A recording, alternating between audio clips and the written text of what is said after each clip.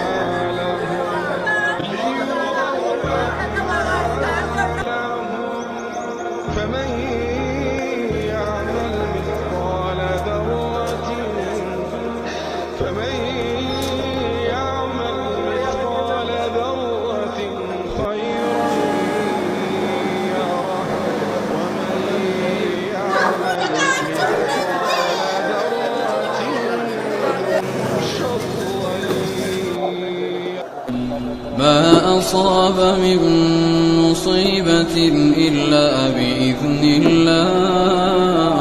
ദുരന്തത്തിന്റെ വ്യാപ്തി അത് നമ്മൾ വിചാരിക്കുന്നതിലും അപ്പുറം തന്നെയാണ്. അവരെ സംബന്ധിച്ചിടത്തോളം അവർ ഉറ്റവരൊക്കെ തന്നെ നഷ്ടപ്പെട്ട ആളുകളുണ്ട്. ശശിയോട് പറഞ്ഞത് എന്തായിരുന്നു സംഭവിച്ചെന്ന് പറയാൻ? ഒന്നും ഓർമ്മല്ല. എൻ്റെ കുട്ടിയും കിടക്കുകയായിരുന്നു. എന്തോ ഒരു ശബ്ദം വന്നു, ഒരു കാറ്റ് പോലൊരു ശബ്ദം വന്ന് ഞങ്ങളങ്ങനെ തട്ടിക്കൊണ്ട് ബിൽഡിങ്ങൊക്കെ തലയിൽ മേലെ വീണ് ബെഗോട്ട് കൊണ്ട് തന്നെ എൻ്റെ മോനെയും എൻ്റെ മാതാപിതാക്കളെയും കൊണ്ടുപോയി. അവരൊന്നും എനിക്ക് പിടിക്കാൻ പറ്റിയില്ല.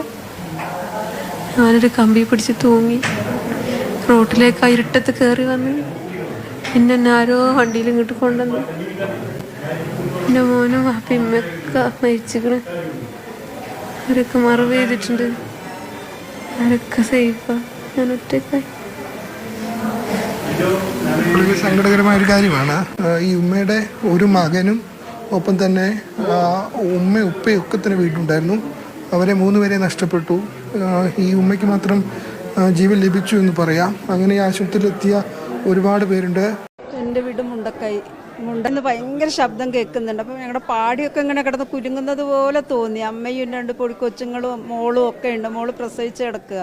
47 ദിവസമേ ആയിട്ടുള്ളൂ. അപ്പം അവരെയൊക്കെ കൊണ്ട് ആകെ പേടിച്ച് അങ്ങനെ ആദ്യത്തെ പൊട്ട് അങ്ങനെയായി. അപ്പം ഇതാണെന്നറിയില്ല, അങ്ങനെ ആയിപ്പോയി. കൂടുള്ളവരെല്ലാം പോയി. ഞങ്ങളുടെ ആരുമില്ല അവിടെ. ഒരു നാട് മൊത്തം പോയി.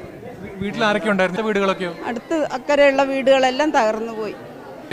അവിടെ സ്ഥലമൊന്നും ഞങ്ങൾക്ക് പരിചയമില്ലാത്ത ഒരു സ്ഥലമായി മാറിയത്. പഴയ ഒരു ഇതൊന്നുമല്ല.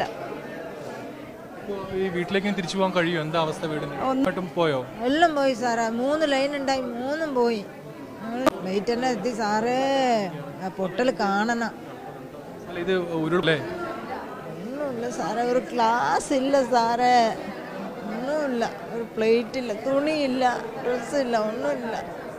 കാണിക്കും ഞങ്ങള്. ഒരു സാധനം ഇല്ല. ഞങ്ങൾ നല്ലൊരു ചെക്കൻ പോയിട്ടുണ്ട് സാറേ.